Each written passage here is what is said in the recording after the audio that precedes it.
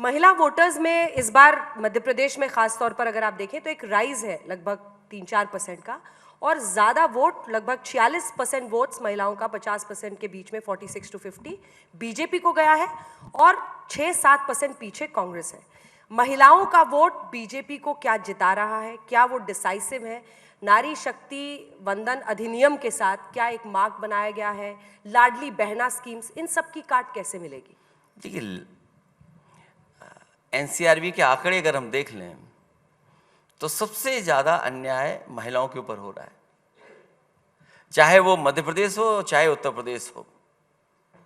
ये जो मुद्दा है लाडली बहना, नारी बंधन, तो हमने उत्तर प्रदेश में देखा।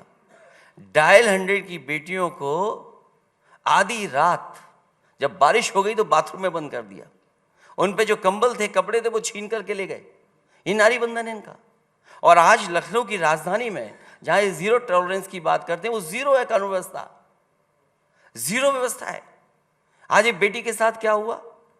ये जो बीजेपी अपना मैनेजमेंट कर लेती है कुछ, उसको कहती कि महिलाओं का वोट हमें मिल गया है और उसकी वजह से हमारी जीत हासिल हो गई। समाजवादियों ने भी तो बांटा था और बीजेपी के नेता खुद कह रहे हैं कि अगर लाडली बहना की वजह से मध्य प्रदेश में वोट मिला है तो राजस्थान में किस मुद्दे पे वोट मिला है, छत्तीसगढ़ में किस वोट मिला है वोट, और फिर देख लिए वंदन उनका, देख लीजिए बीजेपी का फैसला देख लीजिए। जिस मुख्यमंत्री ने लाडली बहना योजना चलाई, उन मामा का क्या किया? अगर आपकी स्कीम ठीक थी और आपकी स्कीम की वजह से सरकार बनी, तो जिसने स्कीम लागू की उसको क्यों सजा दी? वो कितना भी कहें टीवी पर, कितने भी कैमरे पे कहें, क्या उनकी दिल की बात कोई जानता होगा? वो कहते हैं हमारे लिए किसी एक व्यक्ति का दिल और उसकी शख्सियत से बड़ी पार्टी है, हम अब अगले चुनाव के लिए सोच रहे हैं। वो कह जरूर रहे हैं, लेकिन क्या गुजर रहा होगा उन पे वो वही जानते होंगे। आपको शिवराज जी की चिंता हो रही है, वसुंधरा जी की? मुझे उनकी चिंता नहीं है। हाँ। मुझे चिंता है कि बीजेपी को चिंता करनी चाहिए परिणाम से। एक बार मैं पीडीए पर वापस आपको लाना चाहती हूँ, क्योंकि पिछड़े, दलित, अल्पसंख्यक, एक सोशल इंजीनियरिंग जो आप करने की कोशिश कर रहे हैं, आपको लग रहा है अब उनका क्या है? सर देखिए, उन्होंने एक ब्राह्मण को मुख्यमंत्री बनाया राजस्थान में। ब्राह्मण मुख्यमंत्री कौन बना रहा है इस देश में? अगर आप देखें तो सामाजिक तौर पर, जाति के आधार पर कोई ऐसा रिस्क जल्दी लेता नहीं है। बहुत पहले यूपी में कांग्रेस ने कुछ बार लिया था। उसके बाद आप देखिए कि वो 2 उप मुख्यमंत्री बनाते हैं, एक राजपूत, एक दलित। यहां पर मध्य प्रदेश में आइए तो एक यादव को मुख्यमंत्री, ओबीसी को मुख्यमंत्री बना दिया उन्होंने मध्य प्रदेश में। छत्तीसगढ़ जाइए तो आदिवासी को, विष्णु साय को। ये जो सोशल इंजीनियरिंग उनकी है और ये जो पीडीए आपका है, इन दोनों में क्या फर्क है और कैसे ये आपको लगता है कि उस पर हावी हो सकता है? मैं एक सुझाव देना चाहता हूं आपको यहाँ पर। वैसे तो आपका चैनल यूपी तक चल रहा है और आज तक भी चल रहा है। आपको एक नाम रखना चाहिए, पीडीए आज तक।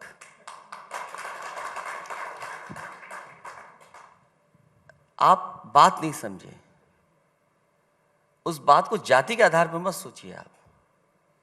जो कभी मंडल कमीशन ने जो अधिकार, हक देने की बात कही थी पिछड़ों को, दलितों को, आदिवासियों को, अल्पसंख्यक मुसलमान भाइयों को, और ऐसे अगड़ा भी है, आप भूलिए मत इस बात को। ये बात आप क्यों भूल जाते हैं आप कि इससे ऐसे अगड़ा भी है, आदिवासी भी है, अल्पसंख्यक मुसलमान भाई भी है। तो मैं जो बात कहना चाहता हूं कि आज नौकरियों में कहां है पीडीए? सवाल ये है, आप जब सरकारी संस्थाओं को हटा देंगे, बेच देंगे, तो संविधान ने जो अधिकार दिए हैं नौकरी के और रोजगार के, वो कहां है? आज जिस तरह से अन्याय हो रहा है, आप आंकड़े निकलवाइए एनसीआरबी के, सबसे ज्यादा पिछड़े, दलित और अल्पसंख्यक भाइयों पर अन्याय हो रहा है। और मैं उदाहरण भी दे सकता हूं, ऐसा नहीं कि मैं उदाहरण नहीं दे सकता। तो ये सवाल मुख्यमंत्री बनने का नहीं है। मुख्यमंत्री बन गए, अच्छी बात है, लेकिन जो समाज है उसको क्या मिल रहा है? क्या नौकरी मिल रही है? क्या शिक्षा में उसको स्थान मिल रहा है? क्या उसके ऊपर अन्याय कम हो गया? आज भी अगर एनसीआरबी के आंकड़े हम ठीक माने तो वो तो इसी सरकार के हैं, मेरे आंकड़े तो नहीं है। मैं तो सरकार में नहीं हूं कहीं। सबसे ज्यादा महिलाओं पे उत्पीड़न अन्याय कहां हो रहा है? वो कौन सी प्रदेश की सरकारें हैं? जो आज नौकरी से बिल्कुल दूर हैं, वो कौन से लोग हैं? आप कहते हैं कि घर घर नल, ठीक है, अच्छी बात है घर घर नल, लेकिन घर घर रोजगार भी तो बैठा है, उसको रोजगार कब देंगे आप? तो घर घर रोजगार मांग रहा है रोजगार, अब देना पड़ेगा बीजेपी सरकार को, और नहीं तो मतदान पड़ेगा उनके खिलाफ। पीडीए ही एनडीए को हराएगा। वापस आते हैं अब इंडिया गठबंधन पर।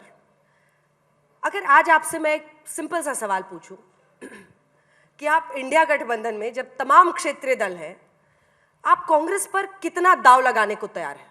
ईमानदारी से सोचकर कांग्रेस पर आप कितना दाव लगाने को तैयार हैं?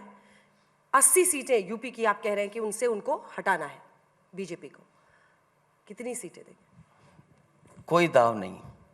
समाजवादी पार्टी सम्मान के साथ साथ लेने का काम करती है। कितनी सीटें देंगे? उसके सीट तो शेयरिंग सम्मान, जितना सम्मान दे सकते हैं हम लोग देंगे। 4 सम्मान का मतलब 4 समझूं कि 2 समझूं? सम्मान का मतलब कुछ भी हो सकता है। सम्मान का मतलब गिनती नहीं है। सम्मान सम्मान है। लेकिन चुनाव चुनाव है और चुनाव सीटों पर होता है। इसीलिए मैंने नारा दिया है कि हम लेकर के आएंगे साथ, और 80 हराओ, बीजेपी हटाओ। अगर यूपी से बीजेपी हार जाएगी तो अपने आप हट जाएगी। पर 80 में से कितना? मतलब कुछ तो आपके दिमाग में भी चल रहा होगा। आप जितना मुस्कुरा रहे हैं, मुझे लग रहा है आपने डिसाइड कर लिया है। मैंने आपसे कहा कि पूरा सम्मानजनक गठबंधन होगा, सम्मान के साथ उनको साथ लिया जाएगा। अभी तक जितने भी गठबंधन किए हैं समाजवादियों ने, जितने गठबंधन हुए हैं, आप देखिए समाजवादी पार्टी ने हर दल को साथ लाने के लिए सम्मान से ज्यादा उनको सम्मान दिया।